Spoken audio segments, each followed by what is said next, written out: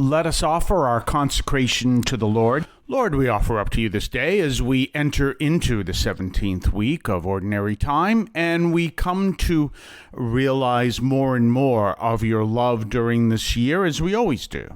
And we ask that you guide us to understand today's first reading and to help us to understand how you are leading us always to be signs of the presence of Christ in the world. And we ask this through Christ our Lord.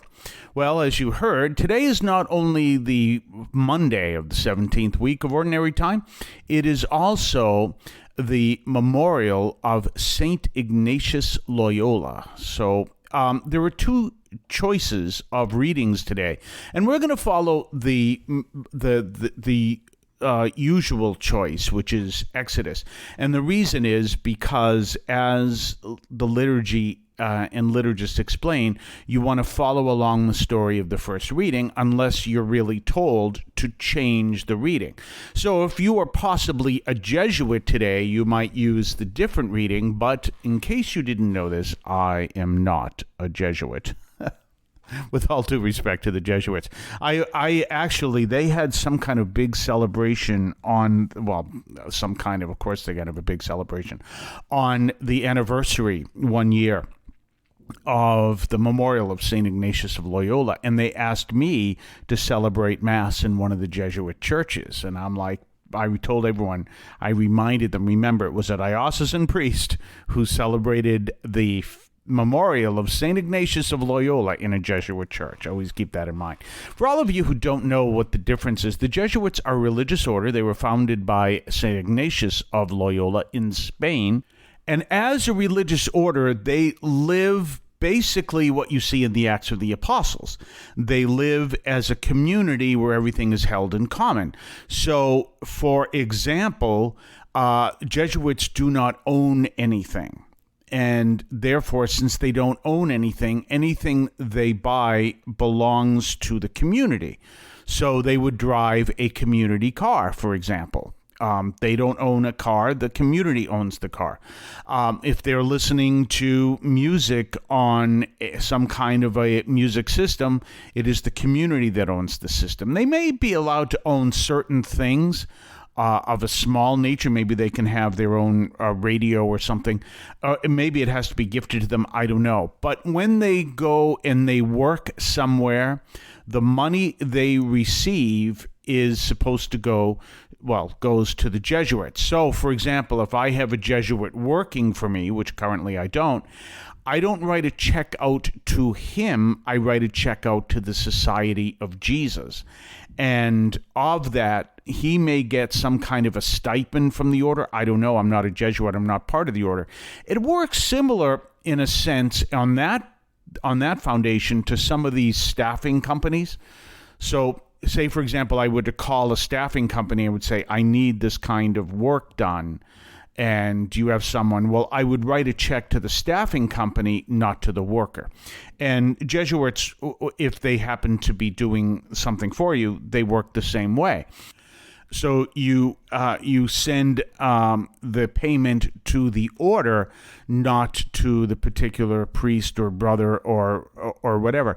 And the reason is because everything is held in common. So that has its good things and its bad things. Sometimes you'll have Jesuits work on the side as psychiatrists. Well, psychiatrists are very well paid. So that money does not go to the individual Jesuit. It goes to the whole community. And that's the way it works. So it's very communistic in a sense. The difference in communism, of course, is everyone is paid the same thing because the focus is on doing the work and not on levels of payment, whereas the Jesuit system, it works within our own system where everyone gets paid according to their work, but they don't themselves get paid. The whole order does. On a different system, so we know how communism, a friend of mine is, he does ministry to those who came from communist bloc countries. And he said the slogan in communist countries was, we pretend to work and you pretend to pay us.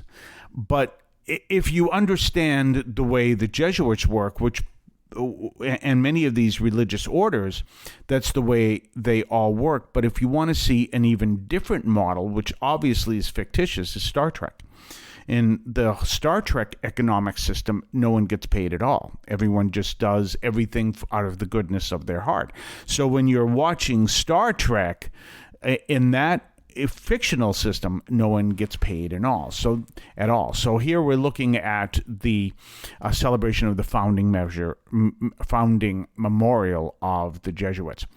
So let us now go to the first reading, and we're going to talk more on the other side of the break. But we're looking at the reading when Moses has come down from the mountain holding the Ten Commandments and discovers the revelry that is going on. We're going to talk more on the other side of the break. You're listening to St. Anthony Overnight from St. Anthony Parish in Allston, Massachusetts. Don't forget to tell others where they can find our program. You can hear us on WEZE 590 AM and WEZEradio.com at midnight and 3 o'clock in the morning, Monday through Friday, Eastern Time. We then podcast the program on your favorite podcast platform and at CatholicAudiomedia.com. That's CatholicAudiomedia.com. You can also hear us on our parish website, ST for StAnthonyAlston.org. That's StAnthonyAlston.org. And let others know where they can find us and spread the word and subscribe to our podcast. And don't forget, we are here at St. Anthony Parish in Allston, Massachusetts. By the way, if you'd like to sponsor the program, give us a call. You can call us at the number you can find on our website. You can call us here at the parish. Just contact us actually through our website, which is StAnthonyAlston.org. That's StAnthonyAlston.org. And if you'd like to sponsor the program. So anyway, we're talking now about this powerful reality that Moses is now coming down the mountain. And as he comes to the camp, he discovers that they have made this golden calf. And the people were too much for Aaron. And so Aaron basically found himself unable to calm the people down. If you've ever seen the movie The Ten Commandments, this is the role of Edward G. Robinson. And they basically say, Moses is gone. He is not around anymore. And therefore, we're going to create our own God. We're going to worship this golden calf. Well, don't forget, what is the worst sin in the Old Testament? It's actually the worst sin in the entire Bible. It is idolatry. And we can see a reason why.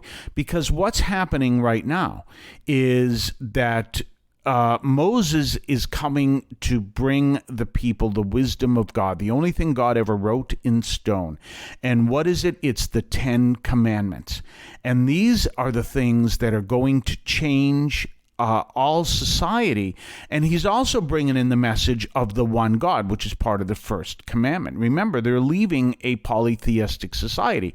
And don't forget, what is the pagan system of putting everything into an order?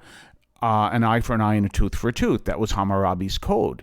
When people were just out of control, he said, no, we have to come up with a code, and he came up with an eye for an eye and a tooth for a tooth. But now we're coming up with a whole different set of rules and whole different set of laws that become the Ten Commandments. And what happens without these, for reasons that really seem just crazy to us, but they are real, and we can see it in our own society now. People need to understand this wisdom, or they're going to follow their own wisdom, and their own wisdom is going to lead them into disaster, as it does at the time that we see this first reading. The people have come to decide that Moses does not exist anymore. He must have been conquered. And therefore, notice they don't even reach out to the God that they have seen Moses reaching out to. Even Aaron doesn't. They don't reach out to this God at all. What they do is they create their own God. And notice what the term is. If you remember the Ten Commandments, it is that scene where Moses says, "No, I'm hearing revelry."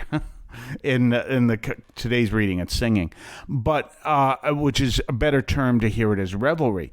So now they're out celebrating what? They're celebrating that they have left Egypt and now they're abandoned in the desert, which is basically what they're saying. So there are some people who have sown these bad seeds and now leading people astray.